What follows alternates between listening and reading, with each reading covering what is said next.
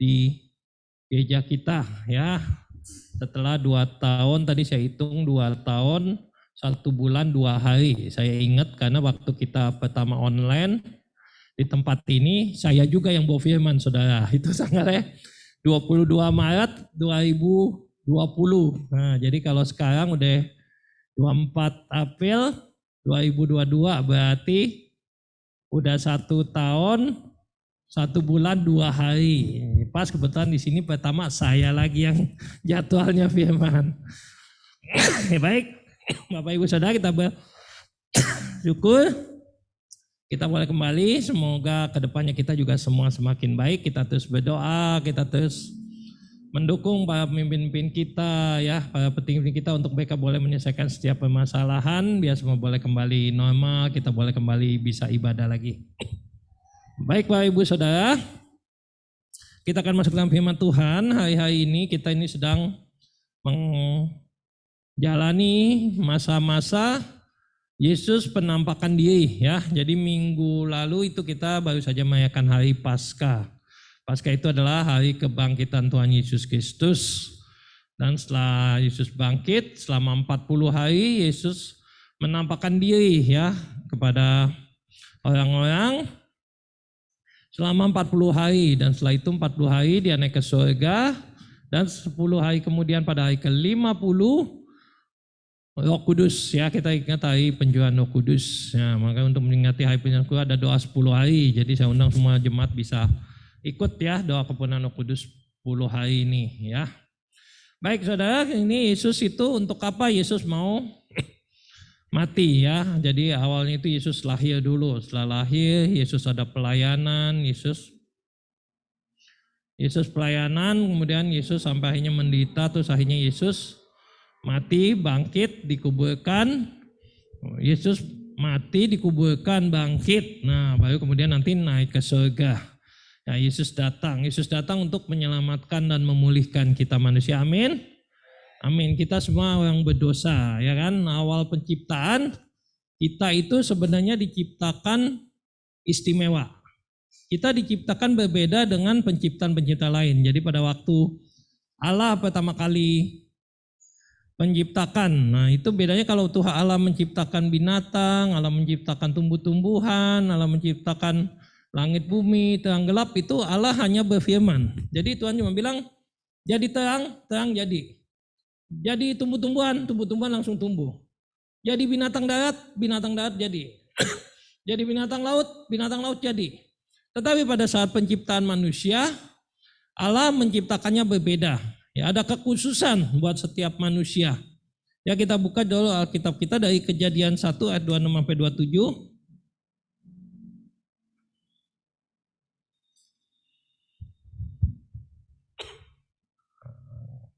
Kejadian 1 ayat 26 dan 27. Ya. Berfirmanlah Allah, baiklah kita menjadikan manusia menurut gambar dan rupa kita, supaya mereka berkuasa atas ikan-ikan di laut dan burung-burung di udara dan atas ternak dan atas seluruh bumi dan atas segala binatang melata yang merayap di bumi. Maka Allah menciptakan manusia itu menurut gambarnya, menurut gambar Allah diciptakannya dia laki-laki dan perempuan dan diciptakannya mereka. Nah saudara, di ayat 26 ini Allah mengatakan baiklah kita menjadikan manusia menurut gambar dan rupa kita. Nah saudara, pada waktu Allah menciptakan binatang-binatang lain, makhluk-makhluk lain, Allah nggak bilang bahwa mereka menciptakan menurut gambar dan rupa Allah. Tetapi pada saat manusia diciptakan, Allah menciptakan kita menurut gambar dan rupa Allah. Nah ini keistimewaan kita manusia yang pertama, kita diciptakan menurut gambar dan rupa Allah. Tapi bukan cuma sekedar gambar dan rupa Allah saudara. Selanjutnya di dalam Kejadian 2 ayat 7. Kejadian 2 ayat 7.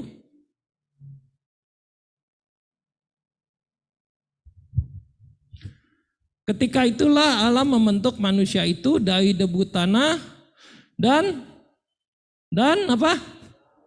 Mengeluarkan nafas hidup ke dalam hidungnya. Nah ini keistimewaan lagi manusia. Jadi manusia itu diciptakan menurut gambar dan rupa Allah. Dan setelah gambar dan rupa Allah, terus Allah ada lagi menghembuskan nafas hidup. Berarti nafas Allah ada di dalam diri kita masing-masing. Amin. Kita mesti bersyukur, berarti kita nih masuk istimewa. Siapa saudara masa istimewa? Lambaikan tangan. Amin, kita istimewa. Amin, kita makhluk yang istimewa.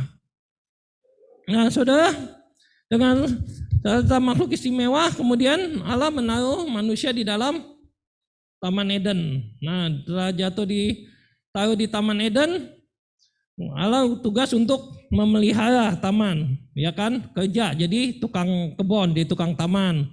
Suruh berkuasa atas ikan-ikan di laut, wah berarti jadi nelayan. Terus berkuasa atas binatang-binatang di darat, wah jadi pengembala ya. Mungkin kambing, domba ya, macam-macam binatang dah. Semua kita manusia diciptakan di situ. Nah, kemudian setelah itu akhirnya datang si iblis melalui ular. Nah, ular masuk. Nah, melalui iblis, melalui ular ya. Lalu ular mulai membohongi Hawa. Nah, pada itu Hawa dibilang kan, Hawa ayo. Nah, Tuhan bilang kan, kamu nggak boleh makan semua buah di kebun ini kan. Nah, tapi Hawa bilang enggak, bukan semua, itu yang nggak boleh, cuman yang buah di tengah. Nah, hati-hati saudara, jadi iblis kadang suka membolak-balik firman Tuhan. Nah, maka kita sebagai anak Tuhan mesti mau belajar ya, supaya jangan gampang ditipu oleh iblis. Kita mau mesti paham ya kan. Jadi jangan nanti asal hamba Tuhan nyampain khotbah saudara, oh iya manggut gitu. Oh padahal nggak ngerti, kadang hamba Tuhannya nyampainya juga nggak sesuai, ya gitu kan. Nah makanya kita harus mau belajar Alkitab ya, mau belajar supaya kita jangan gampang diperdaya oleh iblis. Nah kemudian itu akhirnya Hawa kena, begitu dibohongi akhirnya dia makan. Nah setelah dia makan, ternyata dia nggak makan sendiri, dia ngajak-ngajak gitu kan. Dia ngajak-ngajak ke Adam. Nah akhirnya dia ambil buahnya, dia berikan kepada Adam dan Adam makan.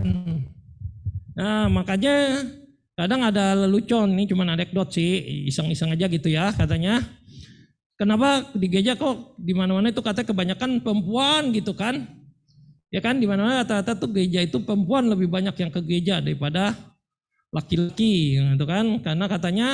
Karena perempuan yang lebih dulu berdosa gitu kan, makanya perempuan lebih banyak di gereja.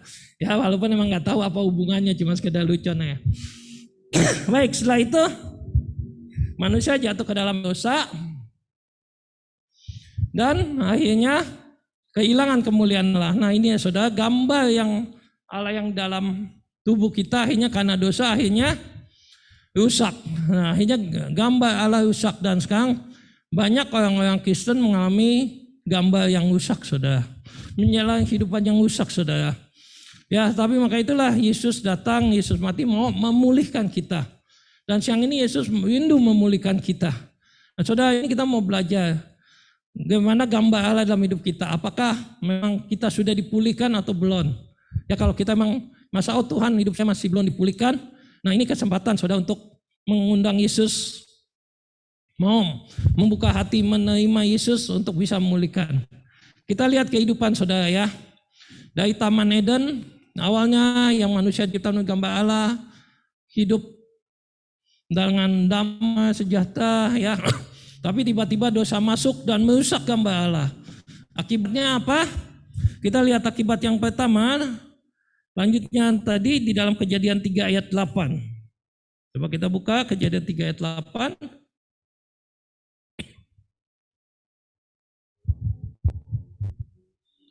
Ya, kita baca Kejadian, ya mungkin ada yang bisa bantu baca. Daniel, bacain Daniel yang kenceng Daniel.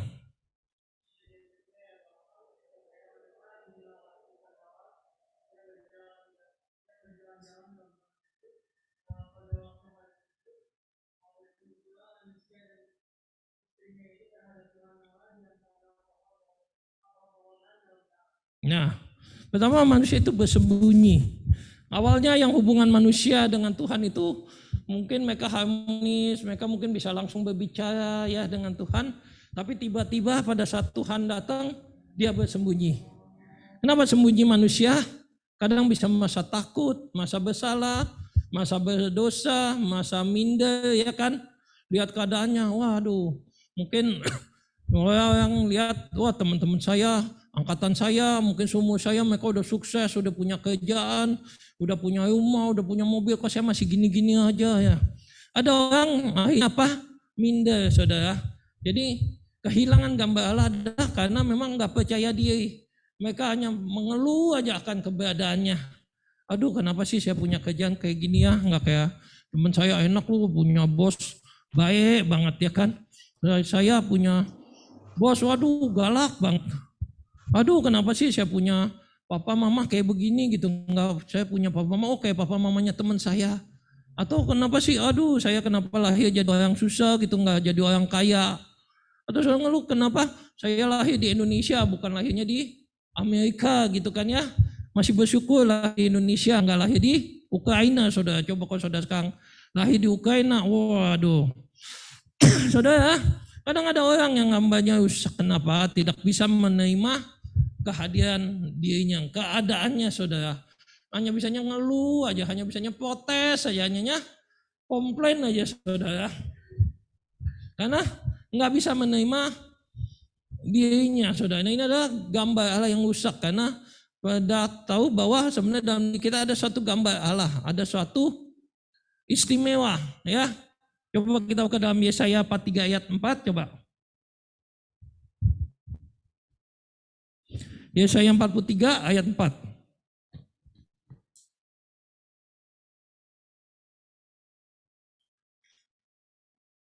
Ya, Yesaya 43 ayat 4, mungkin ada ganti lagi, siapa bisa bantu baca? Yang di rumah ada Golin, bisa baca Golin?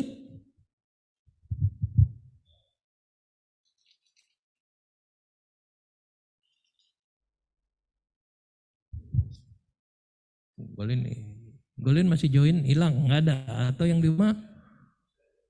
Oce bisa baca, Oce baca Yesaya 43 ayat 4.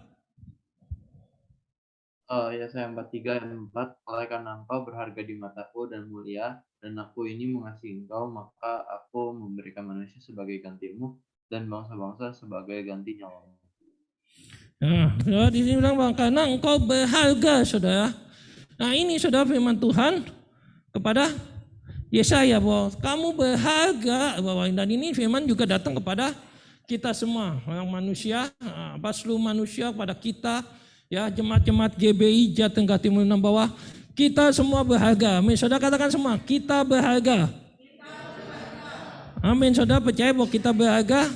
Maka itu kita jangan lagi bilang, saya mau yang susah, saya emang nggak bisa apa-apa, saya emang nggak bisa bikin ini. Jangan, saudara, tapi Tuhan sudah katakan bahwa kita berharga, kita ada gambar Allah dalam hidup kita. Ya, kita mesti bisa menunjukkan bahwa identitas kita, bahwa kita ada gambar Allah. Amin, saudara. Kemudian hal kedua yang terjadi setelah gambar itu rusak adalah, kita baca dari Kejadian 3, lanjutnya ayat 12 sampai 13.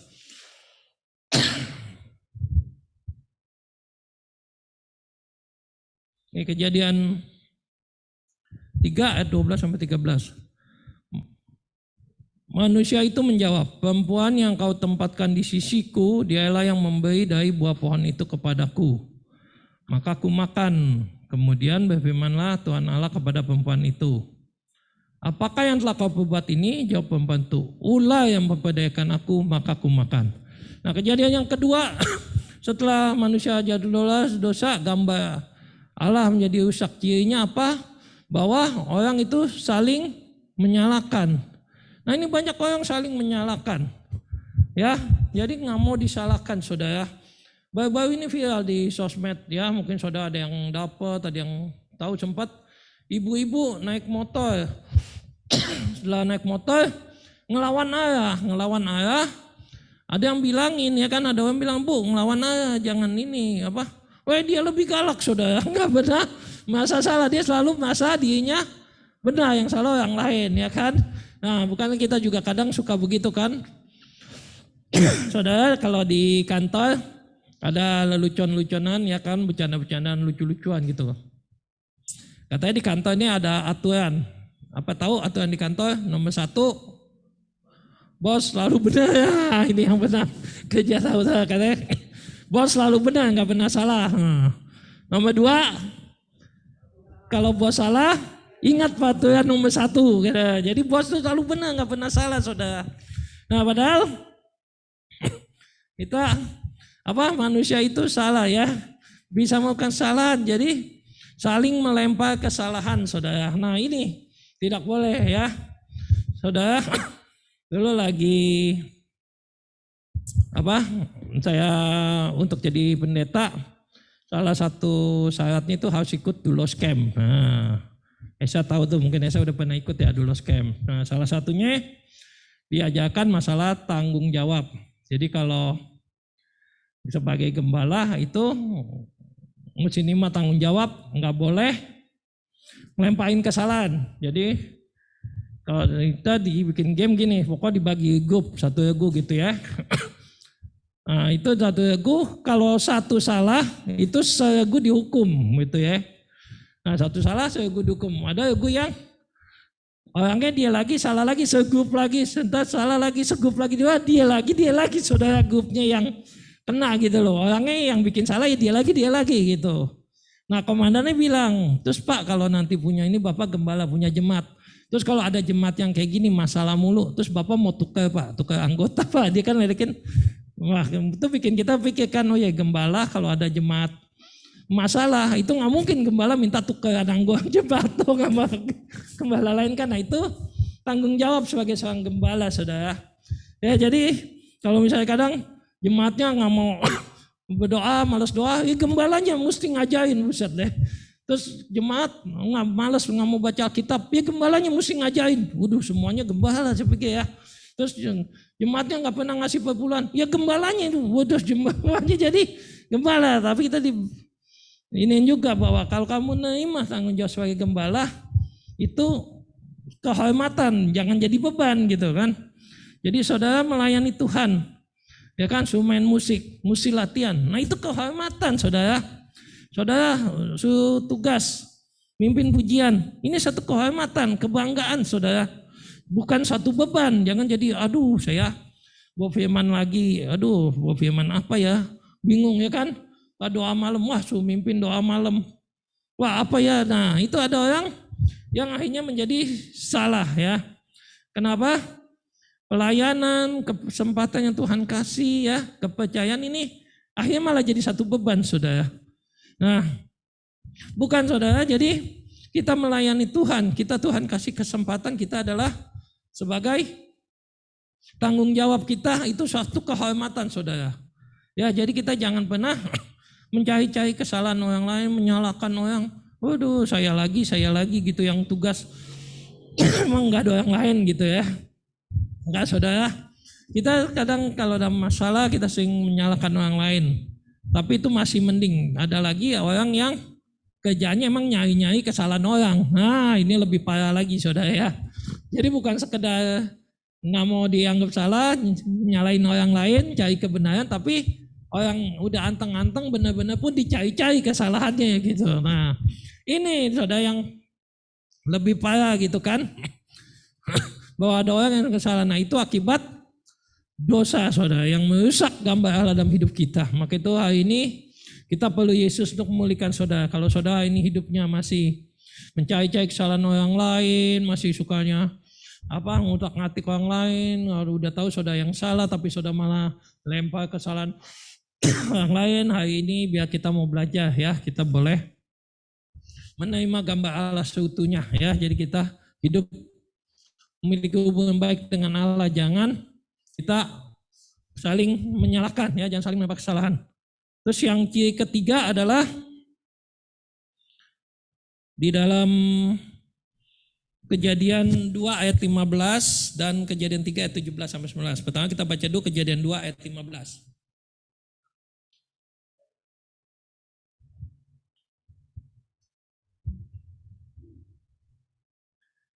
Ya, nanti ada saudara yang bisa bantu baca. Siska bisa baca Kejadian 2 ayat 15.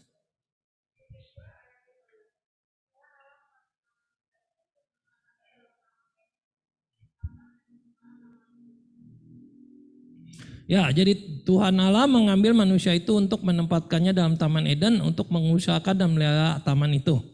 Nah, ini sebelum manusia jatuh ke dalam dosa, sebelum manusia kehilangan gambar Allah. Jadi Tuhan Allah itu menyuruh manusia itu di Taman Eden untuk mengusahakan, berarti udah disuruh kerja. Nah, apa bedanya setelah manusia kehilangan gambar Allah? Kita buka dari Kejadian 3 ayat 17 sampai 19. Ya, saya minta salah satu yang di rumah bisa bacain. Cilina bisa tolong bacain Cilina.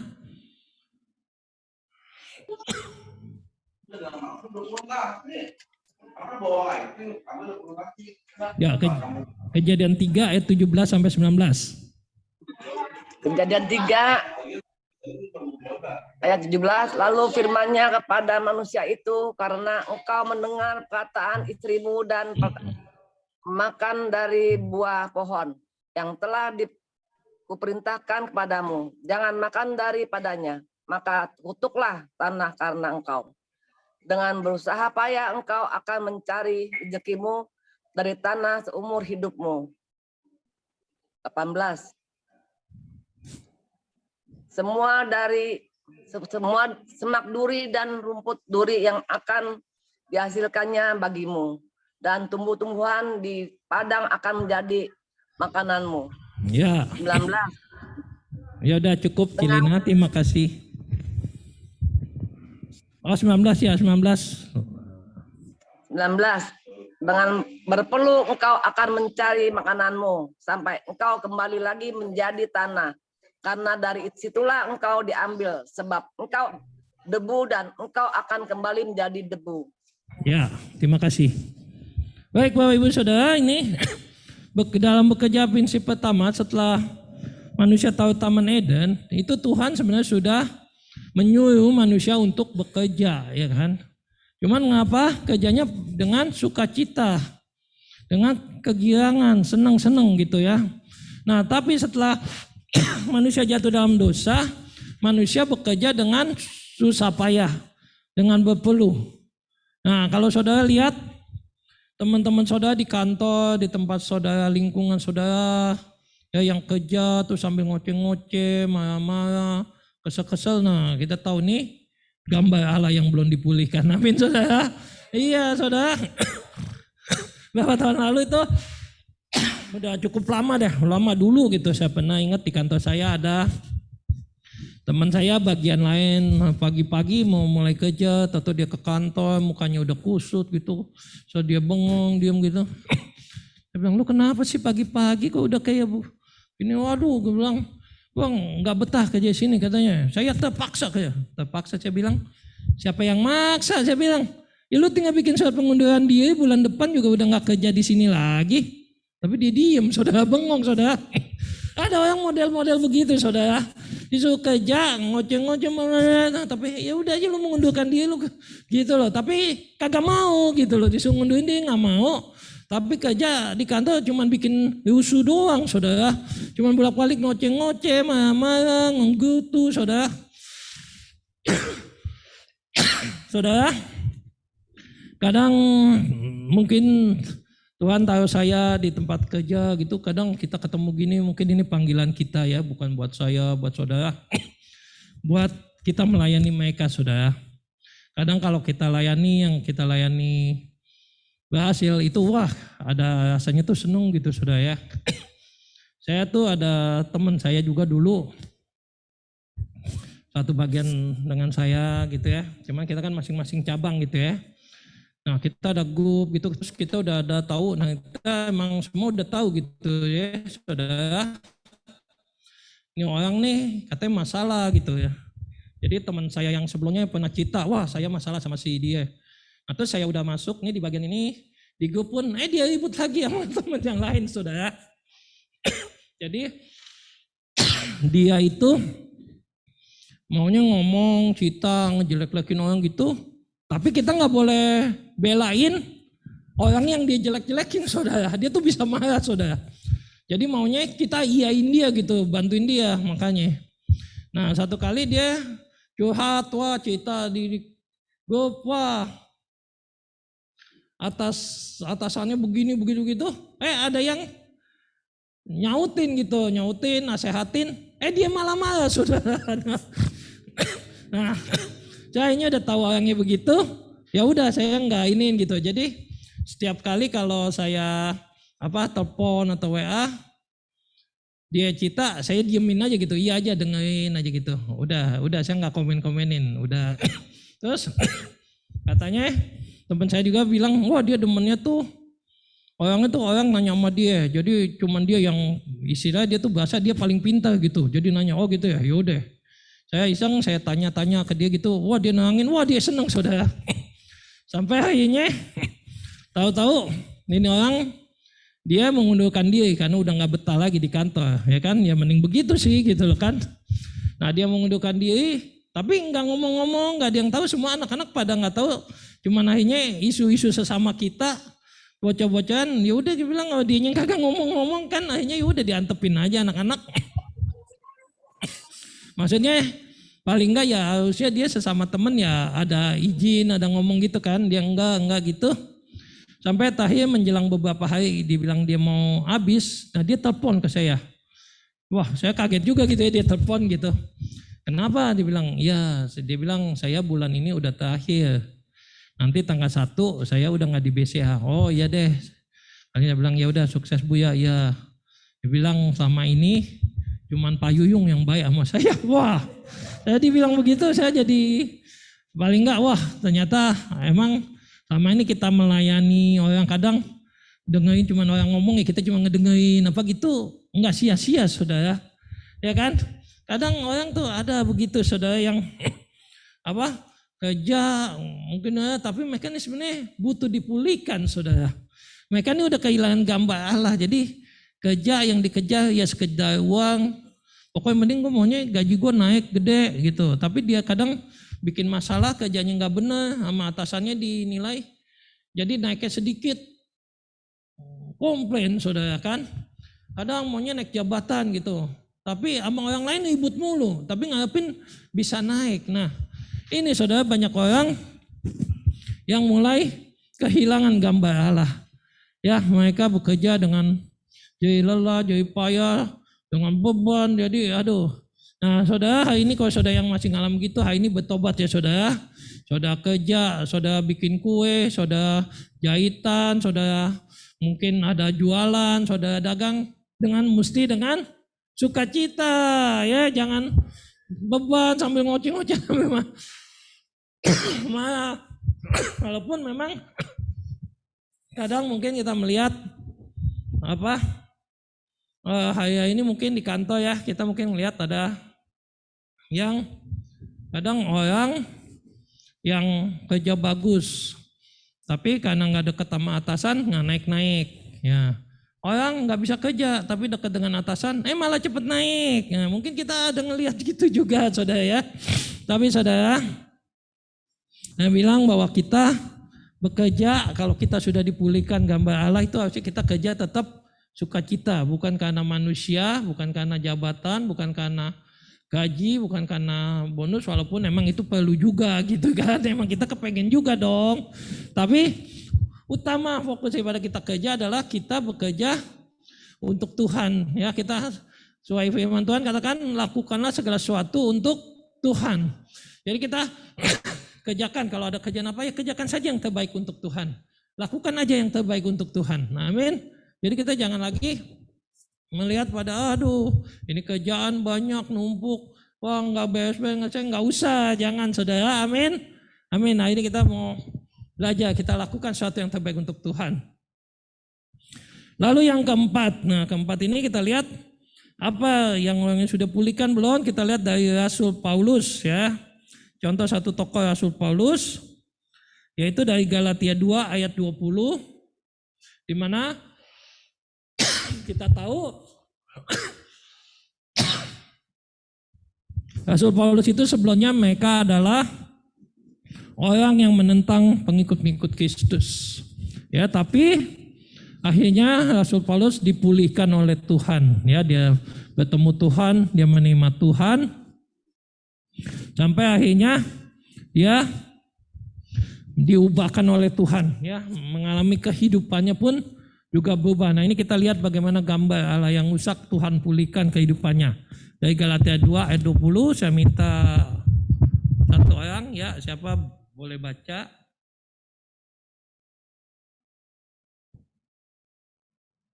Galatia 2 ayat 20. Galatia 2 ayat 20. Namun aku hidup, tetapi bukan lagi aku sendiri yang hidup, melainkan Kristus yang hidup di dalam aku. Dan hidupku yang kuhidupi sekarang di dalam daging adalah hidup oleh iman dalam Anak Allah yang telah mengasihi aku dan menyerahkan dirinya untuk aku. Nah, amin. Jadi ini dikatakan jelas sekali bahwa bukan lagi aku yang hidup, tapi Kristus yang hidup. Jadi kalau orang yang belum dipulihkan, hidupnya itu apa-apa untuk aku. Ya, kalau saya bilang ego sentris, jadi apa-apa ke aku. Jadi semuanya aku. Orang mesti matiin saya, kan? Seorang apa-apa mesti saya yang tunjukkan. Nah, di gereja pun kadang mesti ada orang begitu kan, wah demennya ayo maju, tampil, woi orang tepuk-tepuk tangan, wah aku gitu ya. Jadi pelayanan pun kadang akunya yang kelihatan. Nah, saudara sini ya supaya katakan bahwa bukan lagi aku yang hidup tapi Kristus. Nah, jadi kalau orang sudah pulihkan Allah, itu adalah bahwa Kristus, ya Kristus yang nampak baik di dalam kehidupan kita, baik di rumah, di gereja, di tetangga, di lingkungan, di tempat bekerja, ya di tempat pelayanan, saudara ke pasar, saudara kemanapun saudara pergi ya, mungkin saudara jalan-jalan ke mall apa, tapi Kristus, nah Kristus yang jadi utama, ya Kristus yang jadi utama saudara dalam kehidupan kita. Kita mengutamakan Kristus, bukan lagi mengutamakan keinginan kita, kesenangan kita, ya kan, ketenaran kita, kebanggaan. Nah itu semua ada. Rasul Paulus bilang apa? Sia-sia ya setelah mengenal Kristus. Ternyata mengenal Kristus itu jauh lebih mulia daripada semua apa yang selama ini diagung-agungkan secara manusia. Ya amin Bapak Ibu Saudara, hari ini kita bisa melihat kehidupan bahwa Kristus datang untuk memulihkan gambar Allah di dalam diri kita. Kalau kita lihat tadi apa saudara mungkin masih merasa, oh Tuhan hari ini hidupku masih serupa dengan dunia ya, gambar yang rusak ya. Kalau aku disakitin aku mesti balas nyakitin gitu kan, aku dihina aku balas lagi hina ya kan. Kadang ada banyak orang mengejar uang, mengejar apalagi tuh jabatan pangkat ya kan, sekarang yang lagi heboh-hebohnya orang pamer kekayaan, bener kan? Wah dia pamer kekayaan nih, mobilnya ini, harta segini. Dia nggak tahu di belakangnya ada Ibu Sri Mulyani kan. Nah ketahuan lu nggak bayar pajak lu. Kena ada dia. Untuk apa mereka pamer-pamer itu? Punya mobil, punya uang, nah itu ya untuk kebanggaan diri saudara, untuk diri aku nih lihat, ya kan? Nah tapi kita anak Tuhan nggak perlu ya punya duit dikit nggak apa-apa, yang penting kita punya di surga banyak, amin. Punya di dunia banyak ya kita boleh jadi berkat, memberkati orang-orang lain, amin. Amin saudara, biar kita ini boleh mengalami pemulihan Allah ya. Kalau saudara ini masa oh Tuhan hidupku hari-hari ini mungkin masih seperti gambar Allah, banyak yang tercoret, banyak yang tersobek Tuhan.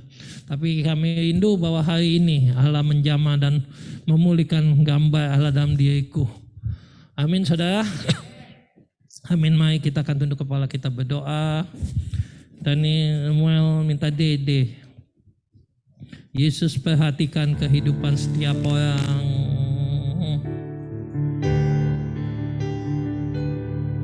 Yesus perhatikan kehidupan setiap orang.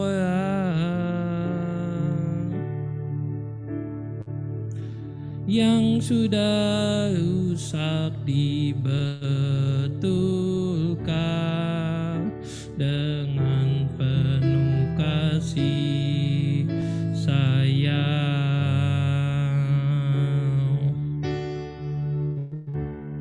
Yesus perhatikan setiap tetesan air mata.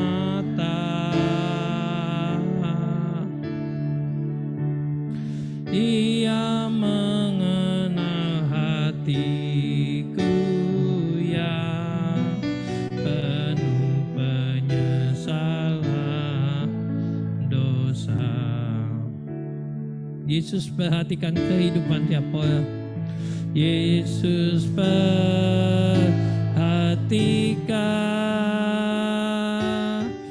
kehidupan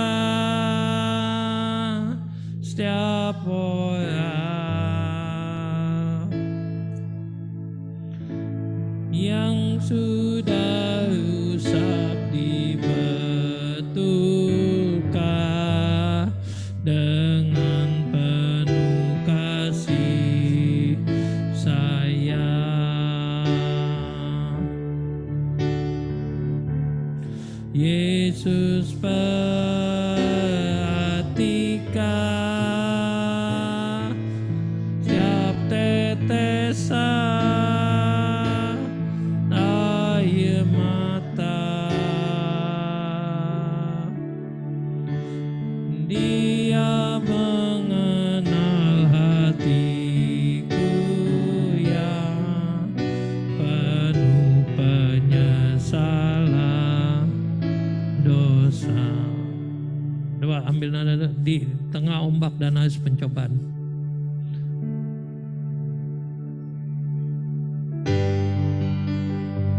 Di tengah ombak dan arus pencobaan,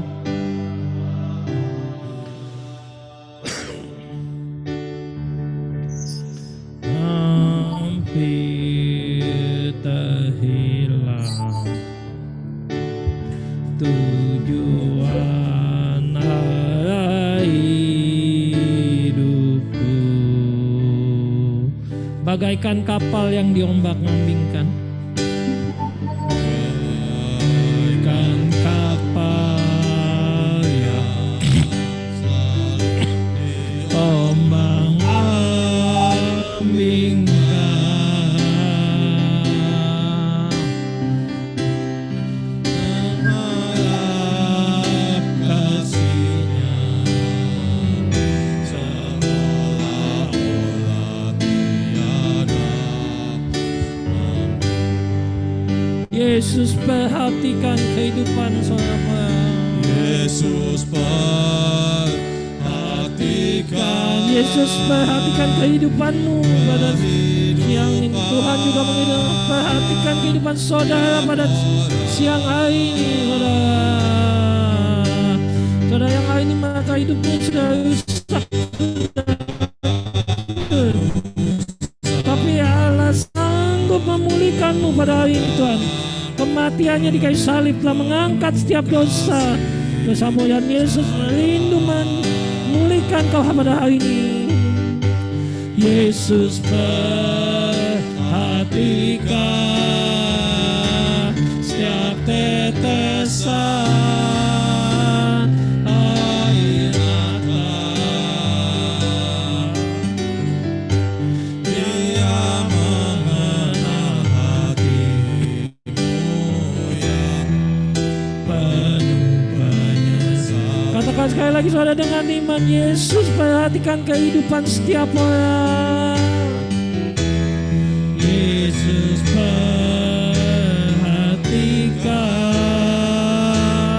kehidupan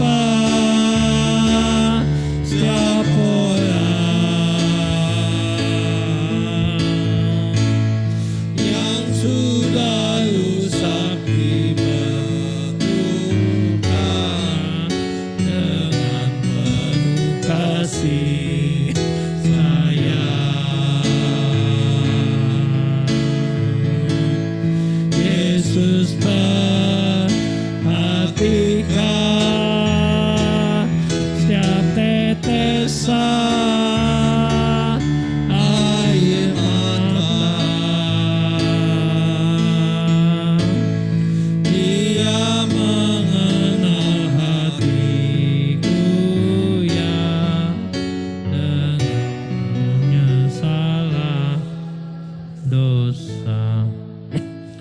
Saudara, hari ini jika saudara yang merasa bahwa Tuhan selama ini aku hidup tidak lagi sesuai hidup dengan gambar Allah.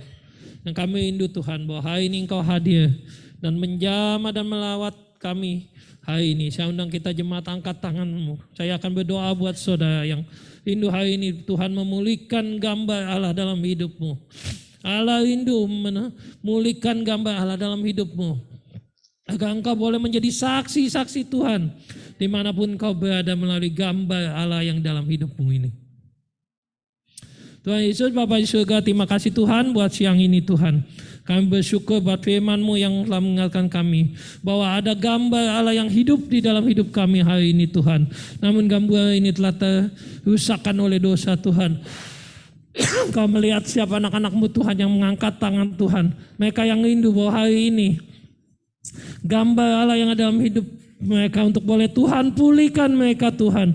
Tuhan memulihkan setiap gambar Allah dalam hidup kami Tuhan. Agar kami boleh memiliki gambar Allah yang utuh. Gambar Allah yang asli Tuhan dalam hidupan kami. Agar kami boleh menjalani kehidupan seperti yang Tuhan ingini. Agar melalui hidup kami rindu banyak jiwa yang boleh dimenangkan untuk kerajaan surga Tuhan. Kami rindu melalui kami boleh banyak jiwa-jiwa yang mau datang kepadamu Tuhan. Terima kasih Tuhan, berikan kami hati seperti hati Tuhan. Kami boleh melihat jiwa-jiwa yang tersesat, jiwa-jiwa yang terhilang, jiwa-jiwa yang terbeban Tuhan. Dan untuk kami boleh melayani mereka Tuhan. Terima kasih Tuhan, terima kasih hamba-Mu berhenti berbicara. Tapi Roh Kudus yang akan terus berbicara dalam kehidupan kami masing-masing Tuhan. Agar terus kami dipulihkan Tuhan. Terima kasih Tuhan Yesus, terima kasih dalam nama Tuhan Yesus kami berdoa. Haleluya, amin. Amin, puji Tuhan Bapak Ibu Saudara.